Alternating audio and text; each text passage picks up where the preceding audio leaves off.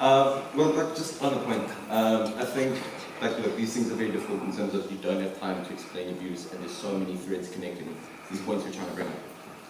I think just one thing that has to be interrogated, what Dennis was putting forward, is when you're talking about non-racialism, one humanity, and all that, you have to define, are you talking about a goal or a tool? And this is a big thing when it comes to non-racialism in South Africa. When you come to policy, it means everything. And the problem is, I think to your point, because I don't know if it was quite answered, if we're using it as a tool to get there, talking about, when you're talking about whose culture gets to, whose culture means humanity, if we're taking whiteness out of our discourse now, I can tell you exactly whose culture is going to define humanity. So, yeah, it's questioning tool and goal, and there is a huge difference between the two.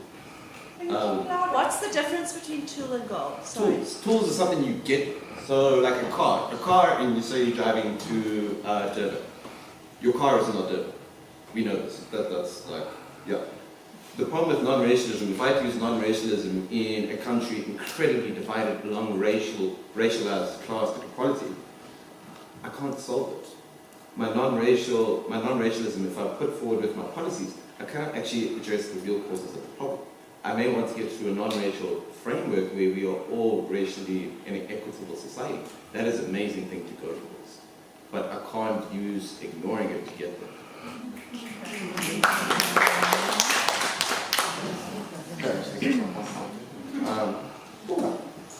Okay, so I don't know, it's interesting because it's kind of obviously including with other people's things.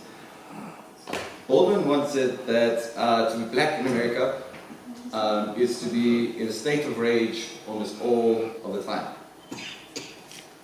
If you transpose that and you have the white male ego to think you can twist the words, to be white in South Africa and to be relatively conscious is to be in a state of paralysis almost all of the time. I don't really have much interest in lambasting racism in whites. In South Africa, here, I think it's shooting fish in a barrel.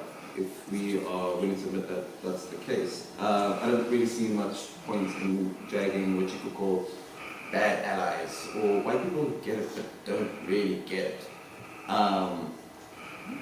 I think what's good to note is we're all going to be those people.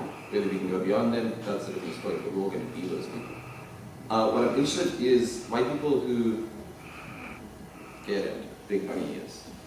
White people who understand, white people who know all the right terminology, who tick off the worldwide checklist at every relevant speech, identity recognition, check, yeah, I got that. Systemic inequality, it's a check. Personal complicity in systemic inequality, check. Allyship is not self-named, check. Lifelong commitment to learning, check. I'm interested in those people that have some even small, genuine awareness of the trauma that is inflicted by whiteness on people around us. And I'm interested in people who have some small, genuine idea of what whiteness does to our own existence and how we move through spaces. Throwback last year, we got Jeff Bunded to come chat to us about Nusas and Sasa and Steve Biko and the Breakaway and how white people responded. It was, for an hour, a spellbound audience. Not because of the magic, but more so the terror that gripped your throat when you realized his words and experiences were describing your own.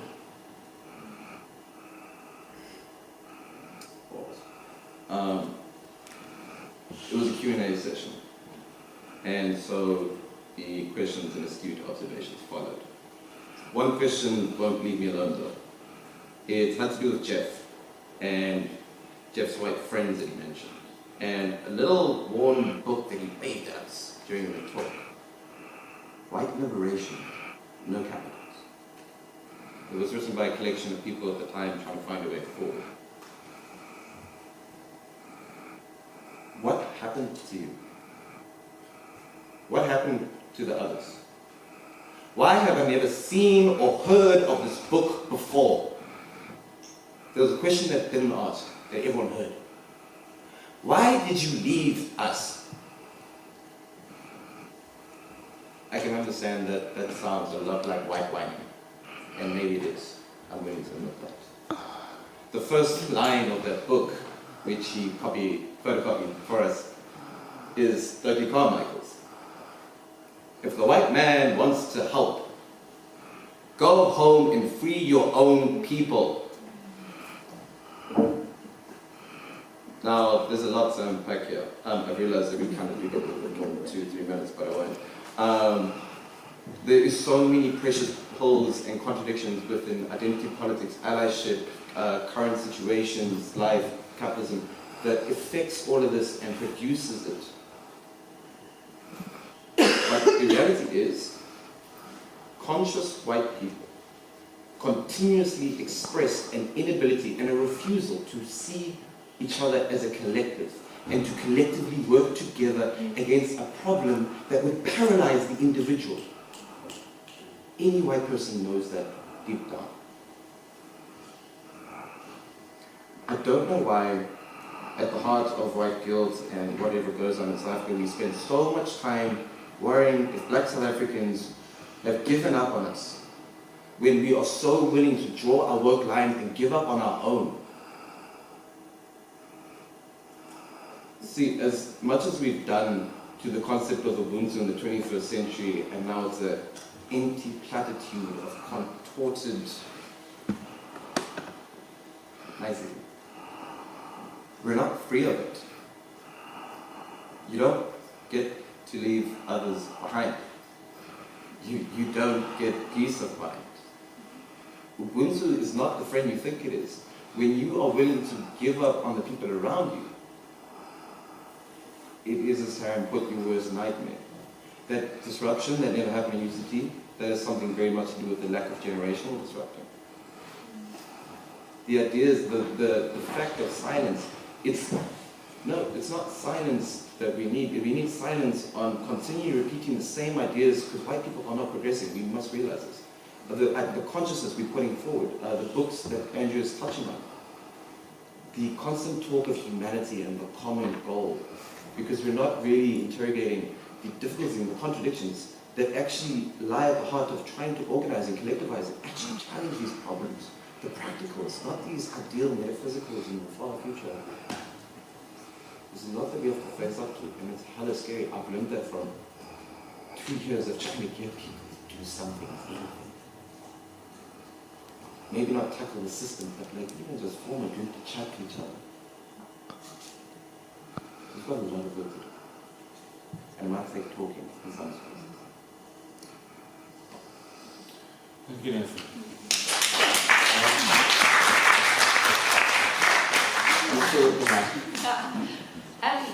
It actually touches on what all of you said, but it's directed to Andrew, because Andrew, I disagree with you. I think I know the author that you talk about. She spent a bit of time in Glasgow for a while. I don't know at all, I just read the article and it was horrible. Yeah, she basically has written a book that won't get published, and it's about her coming to terms with her inner racist, right? Which I believe is a project that pretty much all of us in this room, the rest of us in South Africa, need to engage with. Our racist blind spot. And I think that books like that are important because it allows people the opportunity to read somebody else going through it, which may help precipitate and catalyze their own process. So I disagree with you entirely. Those stories